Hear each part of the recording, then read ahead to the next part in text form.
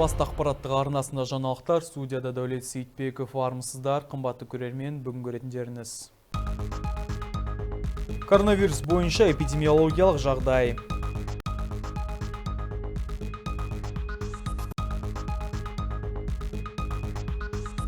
Рудсервис-К жауапкершілігі шектеулі серіктестігі тау-кен шахталық жабдықтарға арналған компрессорлық қондырғыларды өндірудің жаңа алаңы.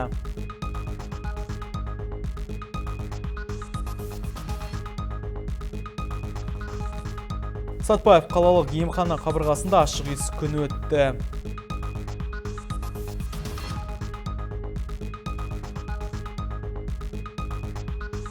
Сатпаев қаласының тұрғыны интернет алаяқтардың құрбаны болды. Шығарылымды Қазақстандағы және Қарағанды облысындағы эпидемиологиялық жағдай туралы жаңалықтардан бастаймыз.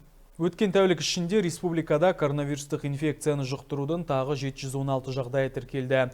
Оның 20-сы біздің облыста. COVID-19-ның 13 фактісі Қарағандыда, 3-еуі Жезқазғанда, 2-еуі Балқашта, 1-еуі Абай ауданында және тағы 1-еуі Сатпаев қаласында анықталды. Осыған сүйене отыра біз жерлестерімізді барлық алдын алу шараларын қатаң сақтауға және жеке гигиена туралы ұмытпауға шақырамыз. Сақ болыңыздар. Рудсервис-К жауапкершілігі шектеулі серіктестігіне қарасты тау-кен шахталық жабдықтарға арналған компрессорлық қондырғылар өндірісі жаңа алаңда жұмыстарын жалғастырмақ. Құрылыс жұмыстарын қаржыландыруды Қазақмыс корпорациясы мойнына алған. Әріптесінің бейнесюжетінде толығырақ. Біздің шаһар өмір сүру үшін қолайлы және бизнес жұмыстарын жан-жақты дамыту үшін ыңғайлы мекен ретінде танылып келеді. Соның айқын дәлелі Рудсервис-К кәсіпорнының кеңеюі. Ол Қазақмыс корпорациясымен тығыз байланыста жұмыс істеп қана қоймай, көптеген жұмыс орындарын ұсынатын мекеменің бірі. Жақында біз кәсіпорынға арнайы барып, компрессорлық қондырғыларды жөндеу және жаңғырту цехының жұмысымен таныстық. Кәсіпорынның бас директоры Петр Корниктің айтуынша, кәсіпорында кәсіби дайындықтан өткен жоғары білікті мамандар жұмыс істейді. Олар өз жұмыстарын жетілдіруде үнемі ізденіс үстінде дейді. Данная производственная площадка, на которой мы сейчас находимся. Өздеріңіз көрген жаңа алаңға біз жақында көшіп келдік. Нақтылап айтқанда тура 2 апта болды. Әлі де құрылыс жұмыстары жалғасуда. Жөндеу жұмыстарын Қазақмыс корпорациясы қаржыландырып жатыр. Біздің негізгі қызметіміз блокты модульдік үлгідегі компрессорлар мен компрессорлық станцияларды өндіру, бұрғылау металдарын қайрау. Сондай-ақ тау-кен металлургия өнеркәсібі кәсіпорындарында оларды пайдалануды бақылау, есепке алу, компрессорлық жабдықтарға сервистік қызмет көрсету және жөндеу жұмыстарын атқарамыз. Рудсервис-К жауапкершілігі шектеулі серіктестігі бұл компрессорлық жабдықтарға қызмет көрсету және өндіру бойынша жұмыстар кешенін жүзеге асыратын көп салалы, заманауи қарқынды дамып келе жатқан кәсіпорынның бірі. Алтынгүл Төлегенова, Вадим Кривов, арнайы ақшам жаңалықтар үшін. Жаңалықтарымызды жалғастырамыз. Өткен аптада қалалық емхана қабырғасында ашық есік күні өтті. Шара дүниежүзілік ЖИТСке қарсы күрес күніне арналды. Толығырақ тақырыпты әріптесім Диана Абдықылықова тарқатады. Жыл сайын 1 желтоқсанда дүние жүзі ғаламдық дертке айналған жұқпалы иммун тапшылығы синдромымен күресу күнін атап өтеді. Мақсат адамның иммун тапшылығы вирусымен өмір сүретін немесе одан зардап шеккен адамдарға қолдау білдіру және ЖИТСтен қайтыс болғандарды еске алу. Айтулы күнге орай өткен аптада қалалық емхана қабырғасында ашық есік күні өтті.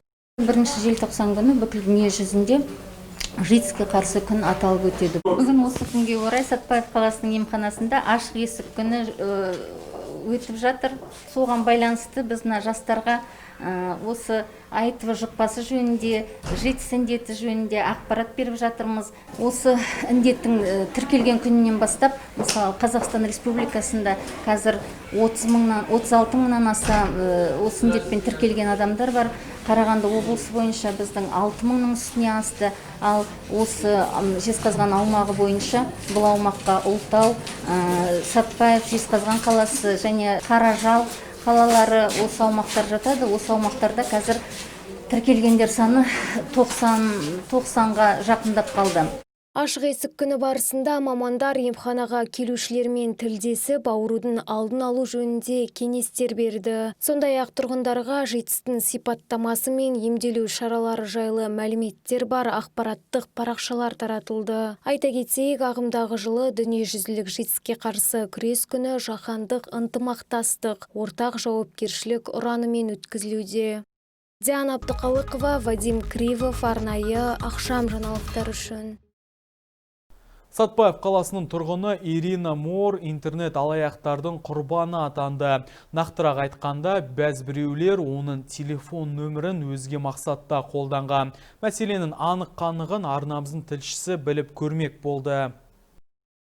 Ирина Мор телефон нөміріне бірнеше күн бойы тыным болмағанын айтып, редакциямыздан араша сұрады. Айтуынша, айлакерлер оның абоненттік нөмірін өзге азаматтардың банктегі шоттарынан ақша жымқыру мақсатында пайдаланған. Алайда мұндай қадамға барған бейтаныс жандар әлі де ұсталмаған. Людям звонят мошенники. Мәселенің барлығы бұлай басталған. Қазақстанның әр өңірінде тұратын әртүрлі азаматтарға өзін банк қызметкерімін деп таныстырған адамдар хабарласыпты. Ал қайдан екенін білмеймін. Оларға менің абоненттік нөмірім көрінген. Алаяқтар аталмыш бір банктен хабарласып тұрғанын және шотындағы ақшаның жоғалуы мүмкін екендігін айтып, басқа шоттарға аударуын сұраған. Ал жазықсыз жандар өздерінің алданғандарын ақшаларынан қағылғанда бірақ түсініпті. Кейін сан соққан маған хабарласып ақшаларын қайтаруымды талап етті. Мен түсінбей дал болдым. Ал мұндай қоңыраулар маған күніне 300-400 рет түсетін.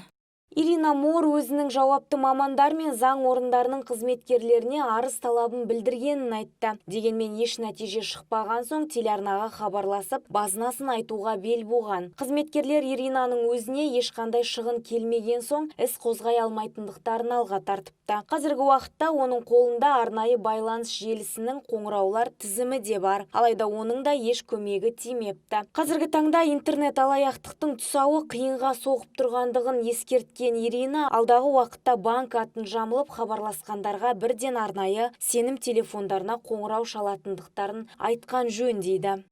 Еркина Шоқан, Вадим Кривов, арнайы ақшам жаңалықтары үшін. Бүгінге келіп түскен ақпараттар легі осындай болды. Зейін қойып тыңдағандарыңызға рахмет. Ұлттық санамыз жаңғырып, елдігіміз жасай берсін мәңгілік. Аман сау болыңыздар.